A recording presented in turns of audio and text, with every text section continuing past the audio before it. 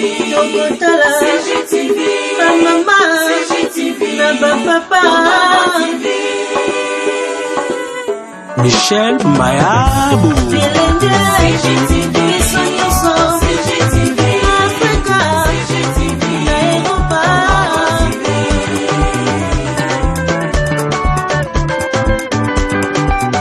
émission ya kitoko culturel, politique, religieuse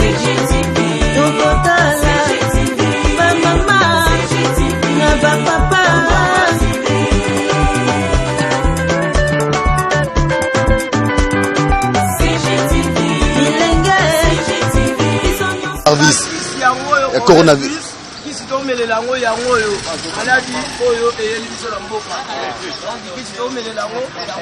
Oyo ebomaka nango eloko te oyo eza anti-maladi nyonso ndenge eza boye okokobakisa yango eloko moko te mokolo esengo mela yango vert mobimba mwana moke ekatela ye katikati yo moko mokolo esengo mela yango vert esili okokobakisa yango eloko moko te so melaka masanga na yo okokomela masanga te.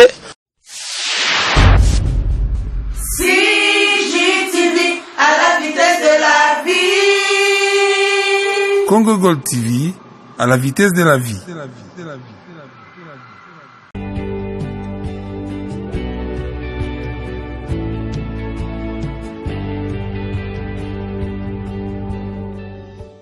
Deux Chroniques, chapitre 7,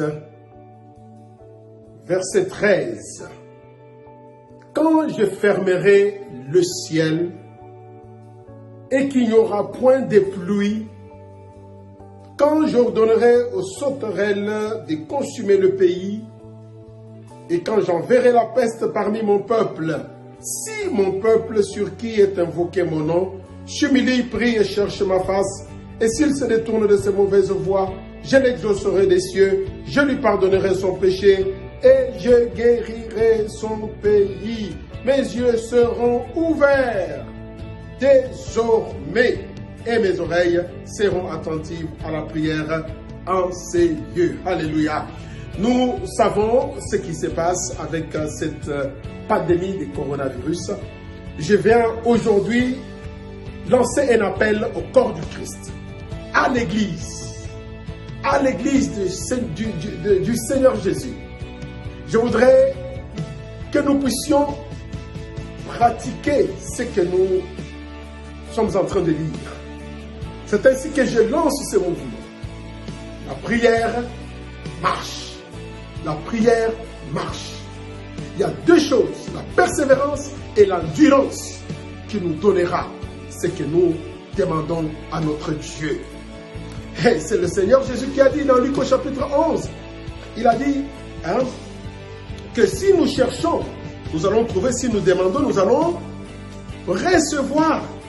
Il veut dire quoi? La persévérance. Et moi je vous dis, demandez au verset 9 du chapitre 11 de Luc. Moi je vous dis, demandez et l'on vous donnera. Cherchez et vous trouverez. Frappez et l'on vous ouvrira. Car quiconque demande reçoit. Celui qui cherche trouve. Et l'on ouvre à celui qui frappe. Dans Luc au chapitre 18, au verset 5, nous connaissons l'histoire de la parabole du juge unique. Au verset 5, Jésus dit, désormais, parce que cette veuve m'importune, je lui ferai justice, afin qu'elle ne vienne pas sans cesse me rompre la tête.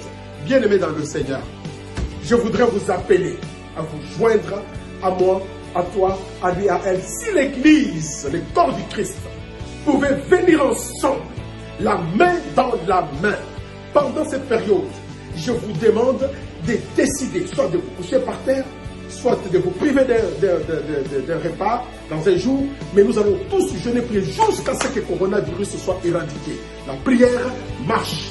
Joignez-vous à moi, joignez-nous ensemble, le corps du Christ. Prions jusqu'à ce que le coronavirus soit complètement éradiqué. Merci, que Dieu vous bénisse. C'est votre serviteur, Astépus.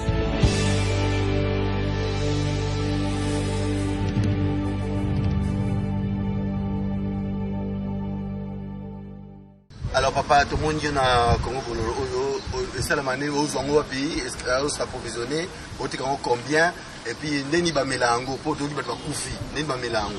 Bon, Congo Bololo oyo, toujours que buka ngona zamba, toujours que ngona zamba, toujours buka. kuta kimbanchiki tozoki boka kuta na zamba kimbanchiki tozoya teka pona bandeko esauver bandeko oyo ebomaka nango eloko te oyo eza anti malade nyonso ndenge eza boye okokobakisa yango eloko moko te ndenge osombi yango ka ndenge eza likasa oyo osombi yango bulo ndenge eza boye osombi yango nazoteka yango 5 na minute oyo osombi yango ozwi mai otya yango na mbabola otogisa yango epesi verre wana ekopesa wana ndenge ezopesaka verre otya yango mwa moto moke mpo mwa osika eza te otya yango wana ekite mwa moto moke ozwi verre mobimba mokolo esengo mela yango verre mobimba mwana moke ekatela ye katikati yo moko mokolo esengo mela yango verre esili okokobakisa yango eloko moko te so omelaka masanga na yo okokomela masanga te okokomela donc eloko mosusu te oyo ezaki eleka lisu na dozo oyo donc yango eloko totekela kisi oyo. Alors sikoyo toyoki mama moko abomi bana na ye tout ça c'est exemple na citron na tangawizi. Bon mama wana oyo toyoki ka abomisi bana na ye oyo bakufi wana mama wana aza zoba kisi oyo babakisa yango na kisi mosusu te oyo ezalaka kisi yango moko yaki etya na citron aketya na batangawisi na bangadiadia en tout cas to comprendre mama wana te mama wana aza fo mama esenga baluka ye bakanga mama wana donc esenga bakanga ye moko moto abomisi bana wana comme si oyo banda bakoko bakenda wapi oyo etikalaka bongo etiko boma mutu te kisi oyo ezo soigner pena coronavirus bena normal ezo traiter biso yango tozo kufa te. Pardon?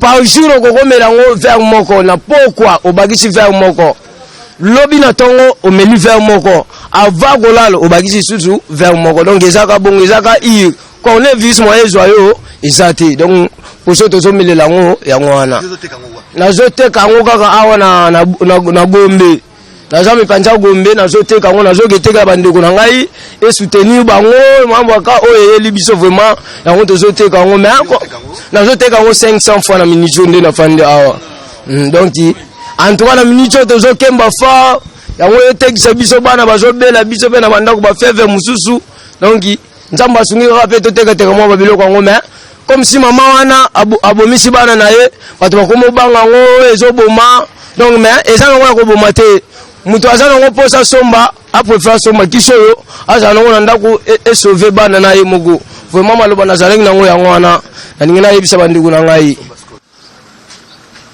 njamboka toza na mposa peuple na yo oyo toa nango awa ezala bien kisi oyo yango tozotela kisi saki yango oyo nabukaki yango na zamba akendaki lobi na zamba nayaki na kutu natalika esengana lalo kote moko nabimela yango tongo nasomba bandeko nanga basombasomba yango o basombaki yango te mokonzi mboka Félix Antoine Kitshekedi kisi ya coronavirus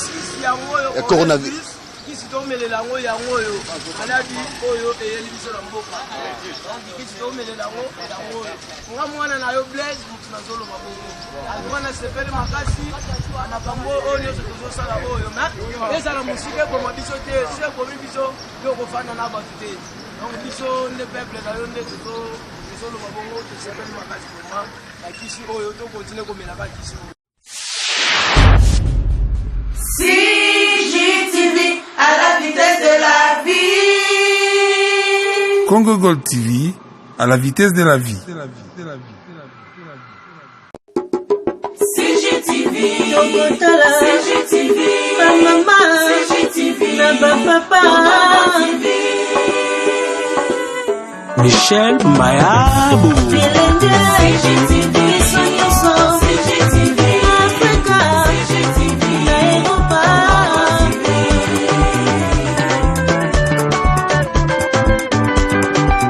Ba émission ya kitoko culturelle, politique, religieuse.